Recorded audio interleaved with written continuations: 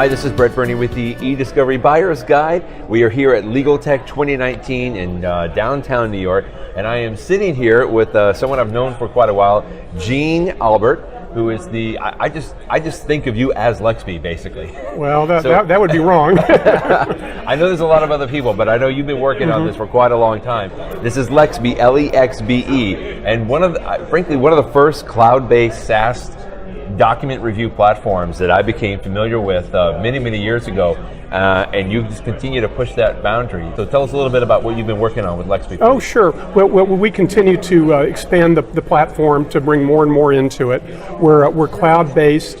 Our target market is the boutique law firms. Okay. So this will be from a lawyer to up to 100 attorneys practicing in sophisticated areas that have a lot of documents between them. Right. We'll see bigger firms too, but often they might consider themselves to be boutique groups within a larger law firm. Gotcha. Or the in-house. Some of the in-house counsel think of themselves that way. Yeah. And they don't want the internal infrastructure, and they want somebody to handle end-to-end eDiscovery at a affordable price there. So that's been our approach to the market. And you're able to supply that very easily. That's what I always liked. Again, one of the first platforms that I was aware of that was kind of allowing folks to kind of DIY. You could upload the information there, you do the processing for them and put it into the cloud where they can access it and review it from anywhere. That's so important. Our market, they want something that they can do DIY. A lot of the market, particularly ones that are through resellers, economically they have to tie themselves down. The vendors have to make money on processing, and they take that out of the hands of the attorneys. That hurts the attorneys in a number of ways. One is it takes more time, because anytime you have to send it to somebody else and you can't just load and do something yourself, that's a problem. It'll surprise the clients because they'll get unexpected fees that they wouldn't expect to be, and frankly it takes away billings from the law firm themselves. The law firms, first most, if they can competently, they want to keep their own paralegals busy. They're not trying to keep an eDiscovery vendor busy. So we found that our clients very much want to do everything themselves they can. But they do want an adjunct professional services department that we have. If Friday afternoon they don't have time, they get into trouble, they want to be able to call somebody up and bring them in. But it's really on-demand software and then on-demand professional services too. When they need it, they're in control.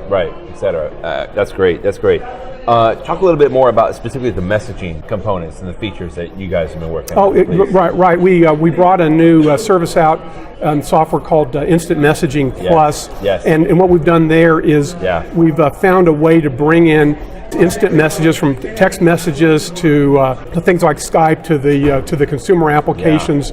Be able to bring those into the eDiscovery platform. I think we're very much where we were with email 10 years ago, where this information is being ignored because it's just too difficult to work with. A lot of this used to be text years ago, and then now it's become more of a database structure, something that has to be worked with to be able to bring in. What we've done is we have a solution that makes it look like an email. So we do a faux email from the text message or conversation. We pull the metadata out and we make it into a reviewable PDF, and then that allows you to look at it in line with email messaging. So I might send you an email, and then you might respond with a text. So we see these conversations in real life go between things, and there's really no way to do that unless you unitize the conversation or the text message into something that can go in line with email messaging. There's two parts to that. One of those is the unitization of the document, because if you pull in the text messaging, often it can come out of a forensic provider or something, but it's all in one big spreadsheet or something, so you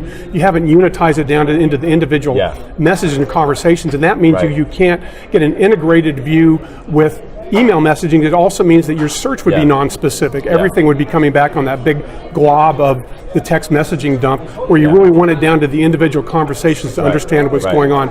Secondly, Mr. Bates is not dead yet. His demise has been called for years and years, but people still want to be able to bait stamp something, and you can have control numbers. We have all that, but at the end of the day, there's still usage for paginated documents. So we allow that. We do that automatically in our application. So one last thing, the Uber Index. Great name, by the way. Thank you. Just explain a little bit about how that works. It allows for better search. Traditionally, you've had many providers that come in and they will convert the incoming ESI into TIFF or PDF or anything. Right. So they'll go through a pagination process before it's imported into the native review tool. Right. That's good as far as it goes. That allows you to do OCR in the document, but it misses a whole bunch of things.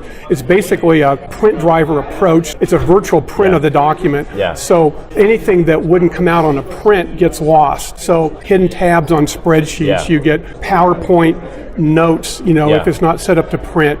Certainly you have things like whited out text or comments. Think of like formulas inside the Excel cells, for example, right? So all of that becomes non-searchable. So you do get the OCR, but the rest becomes non-searchable. Then the second approach that's sometimes done is pulling the data in from the native side.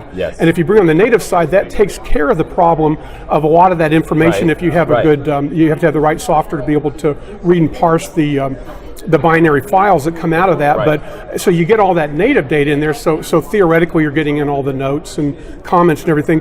But now anything that would benefit from OCR isn't done on that side. And there is a lot of stuff that comes in there. You get scan documents, you get email things, you get attachments, you still get faxes, you get embedded images within documents. So that's all lost on that approach.